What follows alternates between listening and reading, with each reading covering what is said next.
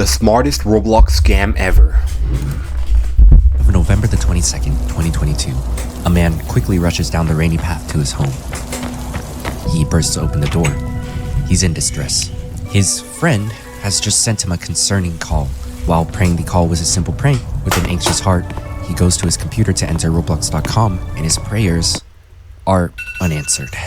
He has just lost $280,000. It's still kind of crazy to me that people make this amount of money making Roblox games. Like, what? Alright, let's keep watching. Unanswered. He has just lost $280,000. He isn't the only one either. 200,000 other users are in a similar predicament to him. This is Operation Searchblocks, one of the biggest heists done against a Roblox corporation in recent time. But to understand how we got here, we have to go 2 years back to where it all began. As usual, if you enjoyed this video at any point, subscribe. It helps the channel a ton, and it's free.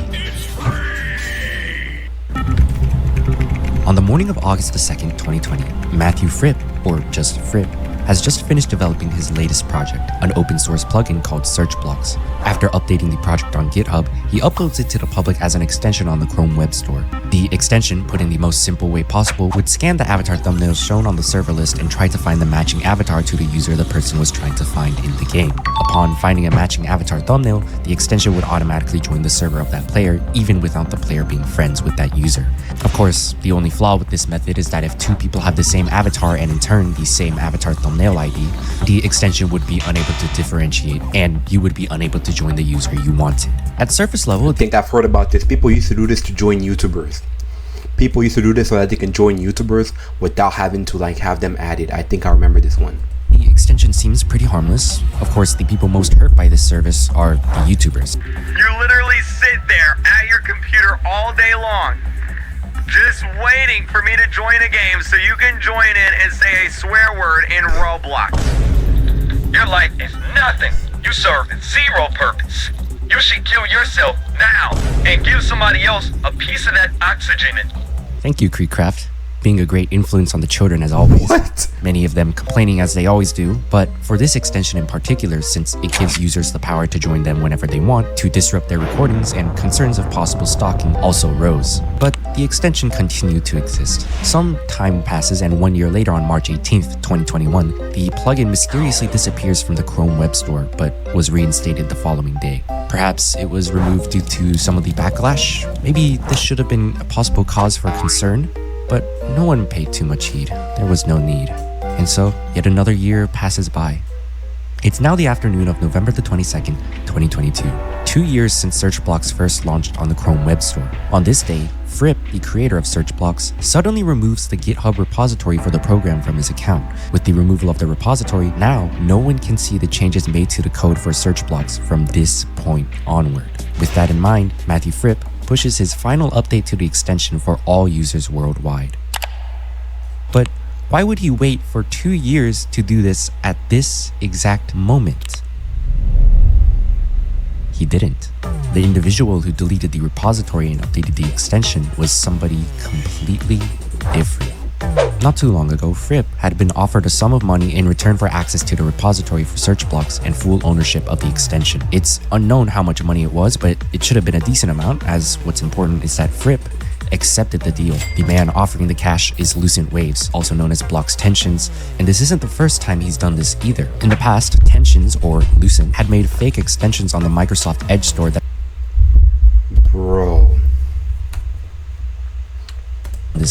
In the past, you guys should never fall for these, bro. I remember all these.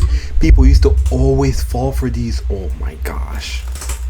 Those fake extra apps that be like, oh, check your friends list. Check how many people you have added. Check how many people stalk your profile. How many people blocked you. Bro, oh my goodness. I remember all these. We used to all fall for this. Even I fell for this. Henshins, or Lucent, had made fake extensions on the Microsoft Edge store that seemed to do what they were supposed to do, like this Get Shirt template extension. But deep within the code, the extension secretly had a backdoor to gain access to accounts of the people who had the extension. But those extensions didn't get many users, and Lucent wanted more. So in order to get access to a lot of accounts at once, doing deals like these was Lucent's solution. After the repository was deleted and the Yo, I think I have one of those apps downloaded. Bro, hopefully they don't hack me, bro. I think I have one of those apps downloaded. extensions update with the malicious code was published, the update was sent out to every user with the search box extension. The vast majority of the computers with the extension auto-updating it the moment it was published. YouTuber MyUserNamesThis is one of the first notable figures to notice and states something is off after he randomly loses 100,000 Robux. Of course, he isn't the only one either. It doesn't take long for users to find that their stolen items are being transferred to an account called Unstoppable Lucent, which was Lucent's account for this operation. But hold on a second, Lucent has now gained access to 200,000 accounts from the extension. How can he know which accounts have no value and which accounts are worth taking from? Well, deep within the Java code itself, there's a line to obtain data from the account's profile on Rollimons, a website used for trading that tracks accounts and accounts values from their items so that Lucent could know which accounts to take from. Among all of the accounts he's gained access to, there's one particular account that stands out from the rest. Lucent has just hit the jackpot. It's CC Font. The total value of the items on CC Font's account before the hijacking is 34,700,000 Robux. What the fudge? How do you spend 34 million Robux? This guy must have been a developer. They stole and hacked from a developer. That's gotta be it. So I'm safe because I downloaded these fake apps and I really need to delete them now. But I think I'm safe. Okay, I think I'm safe because my account is worth nothing. That's really it. CC Font's account before the hijacking is 34,700,000 Robux, or 280,000 US dollars worth of Robux if you were to try and purchase that amount. Lucent quickly begins transferring some of the account's items to his Unstoppable Lucent account, but a problem occurs. CC Font has enabled two-factor authorization. Lucent can no longer sign out and switch accounts to trade easily without being kicked out of Font's account.